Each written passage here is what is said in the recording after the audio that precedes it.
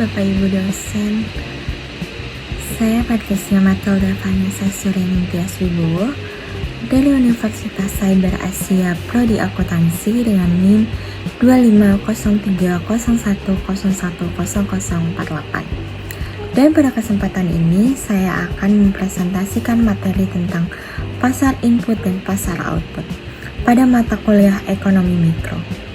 Materi ini penting karena menjelaskan bagaimana proses produksi terjadi, mulai dari perusahaan mendapatkan faktor produksi sampai akhirnya barang dan jasa dapat dikonsumsi oleh masyarakat. Kalau kita membahas kegiatan ekonomi, maka tidak bisa dilepaskan dari keberadaan pasar. Namun, dalam ilmu ekonomi, pengertian pasar tidak hanya sebatas tempat fisik untuk jual beli seperti pasar tradisional atau supermarket. Pasar juga mencakup mekanisme pertemuan antara penjual dan pembeli, termasuk dalam hal faktor-faktor produksi.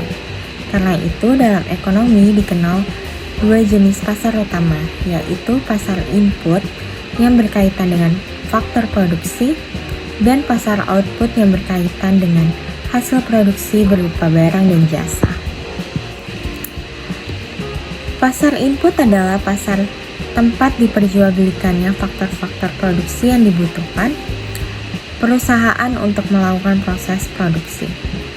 Faktor produksi tersebut meliputi tenaga kerja, tanah atau sumber daya alam, modal, dan kewirausahaan. Dalam pasar ini, rumah tangga berperan sebagai pemilik faktor produksi, sedangkan perusahaan sebagai pembeli. Sebagai imbalannya, rumah tangga memperoleh upah, sewa, bunga, atau laba sesuai faktor produksi yang diberikan.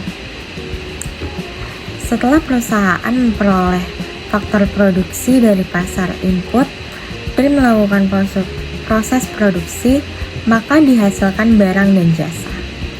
Barang dan jasa inilah yang kemudian dijual di pasar output. Dalam pasar output, perusahaan berperan sebagai penjual dan konsumen atau rumah tangga berperan sebagai pembeli. Harga barang dan jasa di pasar output ditentukan oleh mekanisme permintaan atau penawaran sehingga mencerminkan kondisi pasar yang sebenarnya. Pasar input dan pasar output tidak berdiri sendiri, tetapi saling berkaitan dalam suatu aliran kegiatan ekonomi yang disebut circular flow of economic activity.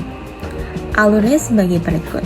Pertama, rumah tangga menyediakan faktor produksi kepada perusahaan melalui pasar input. Kedua, perusahaan memberikan balas jasa berupa pendapatan. Ketiga, pendapatan tersebut digunakan rumah tangga untuk membeli barang dan jasa di pasar output.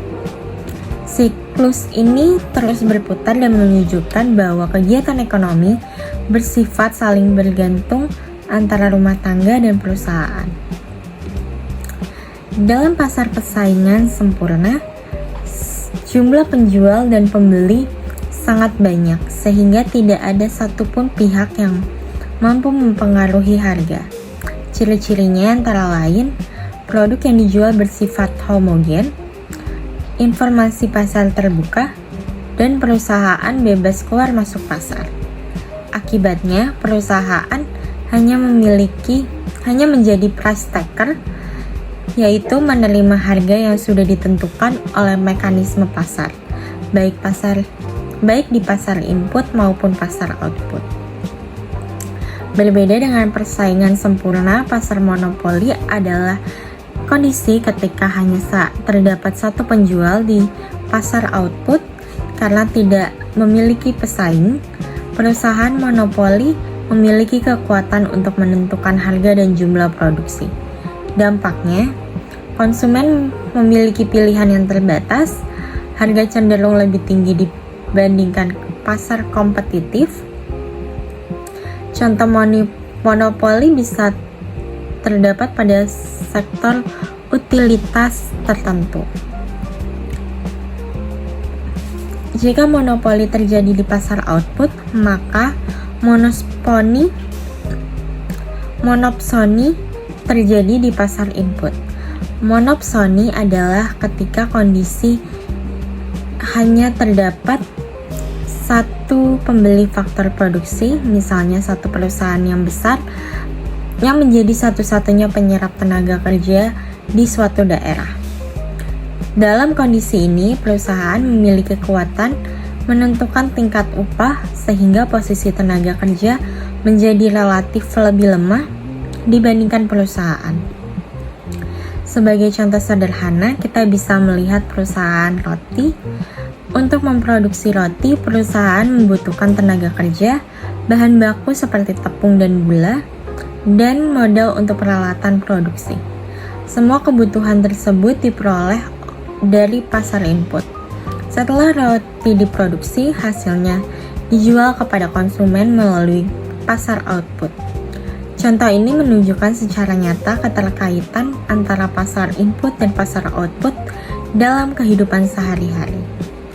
Dari seluruh pembahasan dapat disimpulkan bahwa pasar input menyediakan faktor produksi bagi perusahaan, sedangkan pasar output menjadi tempat penjualan barang dan jasa hasil produksi.